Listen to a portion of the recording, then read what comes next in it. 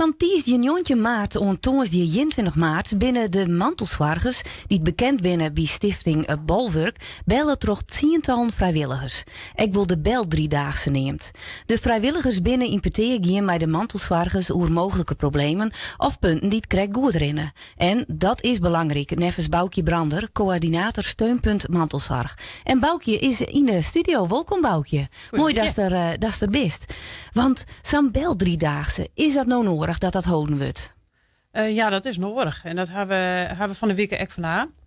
We hebben zo'n 600 mantelzorgers die bij het steunpunt inschrijven binnen. Maar dat binnen eigenlijk namen op papier. We mensen die het soms treffen bij bijeenkomsten of op andere momenten. Maar voor de rest weten we heel weinig van de mensen. En nu hebben we toch een persoonlijke verhaal mee achter de naam die op papier stonden. Ja, want mij zo'n bel 3-daagse, dan komen er toch wel meer verhalen los? Ja, we voornamelijk dat het wordt toch de meeste mensen enorm waardeerd dat we bellen.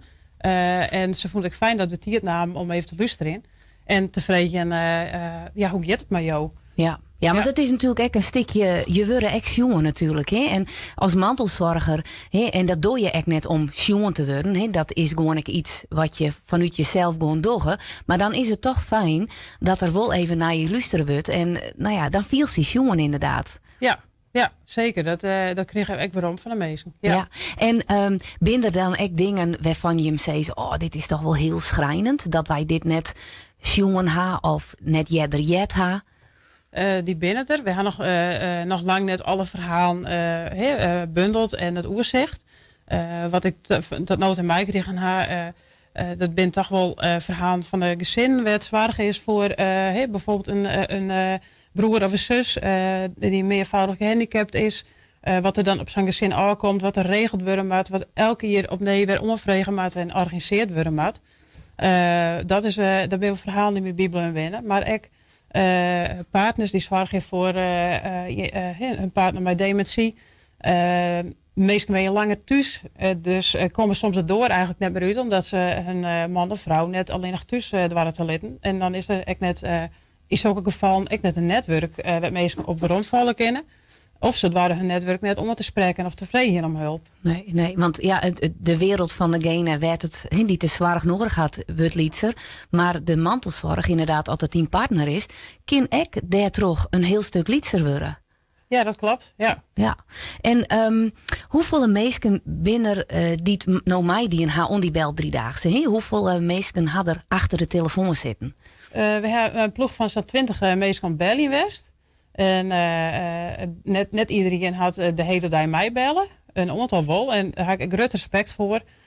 Want het is intensief zo'n dag. Ja, dat al die ik. verschillende verhalen die te jaren. Ja. En ja, ik ga jongen, dat is bellen ik steeds weer zich op nee besteld voor de persoon die ze online heen. Dat vond ik heel mooi om te zien. Ja, en dan ben ik dan echt wel even nieuwsgierig naar de meesten die bellen. Ben dat professionals of ben dat echt vrijwilligers die zeggen van ik wil wel een luisterend eer wezen? Allebei. Oh, allebei. De grootste groep die bellen had het binnen vrijwilligers. Maar wat je zegt is dat de vrijwilligers die zich hiervoor aanmelden hebben, vaak ik. Of in de zorg werken gepensioneerd binnen. Of op andere vlakken toch in hun werk te meiden hebben bij meesken. En de mijwerkers, de professionals die mij bellen, dat ben collega's van mij. Een aantal gaan mij bellen. Maar het meeste, dat zijn eigenlijk al je vrijwilligers die zich hiervoor opjoen hebben.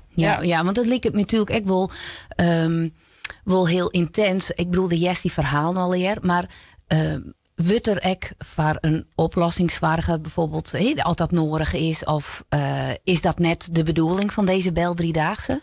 Nou, dat vind ik een mooie vraag. Want je hebt het verhaal en dan kom je dus achter dat er heel veel dingen binnen die lastig op te lossen binnen. Maar terwijl deze belronde te doen, hebben we wel, vind ik, een verantwoordelijkheid om bij de signalen die we ophellen, dat we daar wel goed mee omgaan. Dus er zullen dingen, situaties wezen, misschien praktische ondersteuning of we ben ik een vrijwilligersorganisatie, dus die is misschien op die manier vrijwilligers inzetten om een zware situatie te verlichten. Maar er ben ik vraagstukken die te maken hebben met mij een beleid wat ze maken worden met of contacten met zware organisaties wat meestal zien omrennen.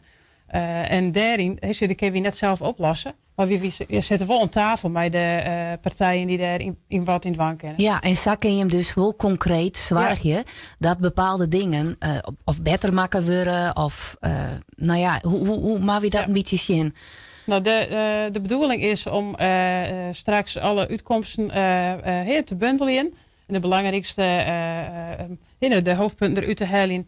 En dan ook om tafel te gaan. Dat partijen uit te nodigen die ook mij mantelzwaarders te krijgen. En om samen oplossingen te werken aan oplossingen. Ja, en want de Bel driedaagse had natuurlijk no West. En je samelen dan natuurlijk alle uitkomsten. En Kim al een beetje zien dat er bepaalde zaken echt wel vaak onstipt binnen? Of hebben daar helemaal geen zicht op? Dat weet ik echt uit de praktijk al wel. Maar dat komt nou ook naar voren. Dat gaat vaak om regelzaken. De meesten daarin vers erin. Ja.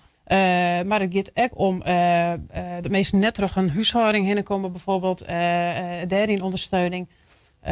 Of net van hoe we kennen.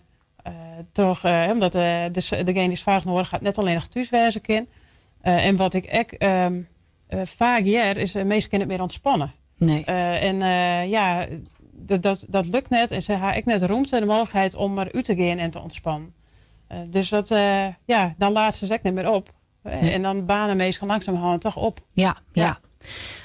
Boukje, ik hoop dat je mij deze belronde een protte input krijgen. Weet je me echt daadwerkelijk wat ontwang kennen.